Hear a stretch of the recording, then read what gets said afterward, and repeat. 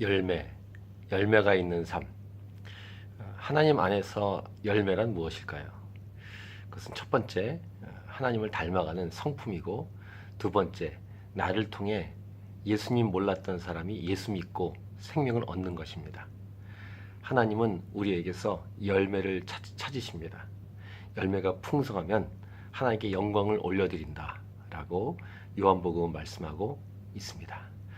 오늘은 2019년 2월 2일 토요일입니다.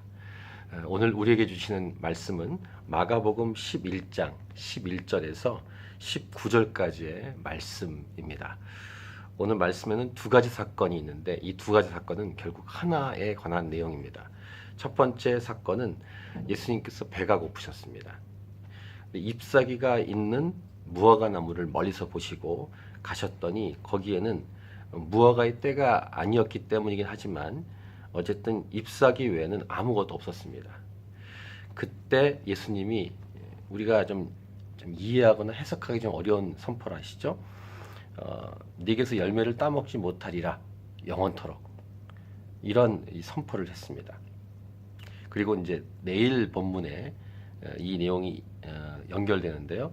무화과 나무가 뿌리째 마른 것을 제자들도 보게 되죠. 이것을 이제 기도와 연결시키고 믿음과 연결시켜서 예수님 말씀하십니다. 그리고 두 번째 사건은 성전 청결 사건. 이 성전 청결 사건은 이 복음서에 다 나와 있는, 사복음서에 다 등장하는 사건입니다. 그 성전고에서 들어가는 그 부분에서 매매하는 자들이 있었습니다. 돈 바꾸는 자들, 비둘기 파는 자들의 의자, 이런 것을 다 뒤집어 엎으십니다. 예수님이 이런 행동을 한다는 것이 굉장히 충격적이죠. 그렇다고 사람을 해친 건 아니고 어쨌든 이렇게 매매하고 돈 바꾸고 비둘기 팔고 하는 이런 등등의 상과 의자를 둘러 엎으시면서 내 집은 만민이 기도하는 집이다, 이런 이사야 56장 7절 말씀과 너희들이 강도의 소굴을 만들었다, 이런 예레미야 7장 11절의 말씀을 인용해서 선포하십니다. 이 사건이 대제사장이나 서기관들에게는 굉장히 충격이었을 것이고, 그리고 예수님을 죽이려고 이들은 모의하고 논의하는 그런 자극제가 되었을 것입니다. 이 사건이 우리에게 주는 의미는 무엇입니까? 하나님은 서두에 말씀드린 것처럼 열매를 찾는데, 하나님을 열매를 맺으려면 하나님과의 진정한 만남, 생명의 주이시는 하나님과의 접촉이 있어야겠죠.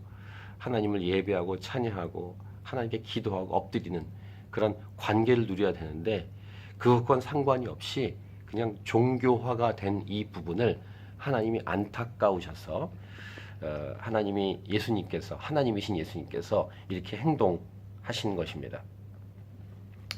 뭐 더 아시겠지만 돈 바꾸고 비둘기 팔고 하는 이런 매매한 자들이 있었던 것은 멀리 있는 사람들이 제사하러 올 때 동물을 데리고 와야 되는데 멀리서 데리고 오면 동물이 죽을 수 있잖아요. 그래서 와서 돈을 주고 동물을 사는 겁니다.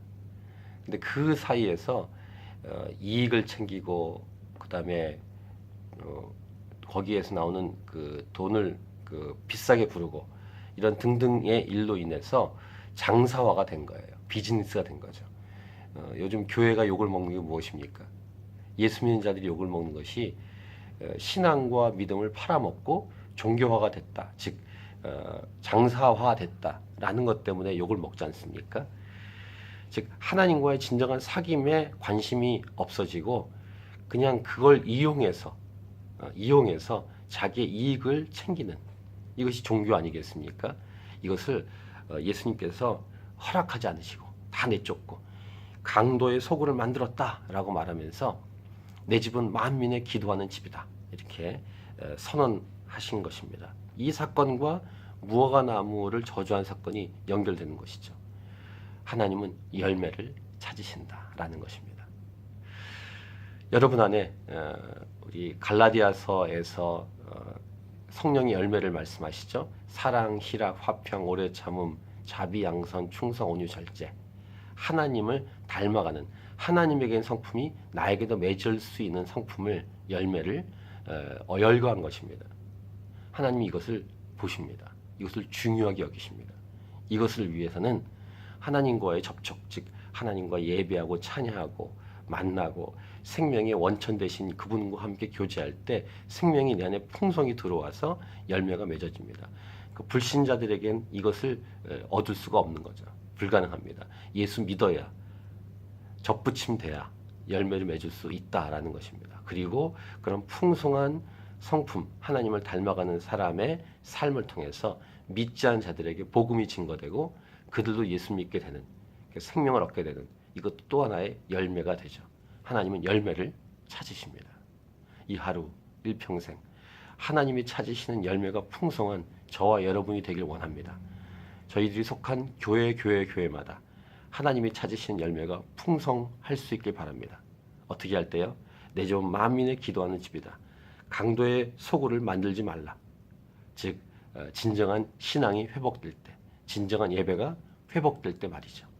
캔버라 하나님이 찾으신 교회 성도님들이요, 요한복음 4장 23, 24절 기억하고 하나님 아버지께서는 영과 진리 안에서 예배한 사람을 찾으십니다. 이 말씀을 잊지 마십시오. 하나님을 진정으로 예배하는 삶을 통해 여러분 안에 안과 밖으로 놀라운 열매가 맺어지게 될 것입니다. 이 사실을 믿고 하나님과의 진정한 기도, 큐티 예배가 여러분의 삶에 날로 풍성하게 맺어질 수 있기를, 풍성할 수 있기를 간절히 축복합니다. 오늘도 진정한 예배자로, 진정한 열매를 맺는 사람으로 이 하루를 살아가십시다. 아멘.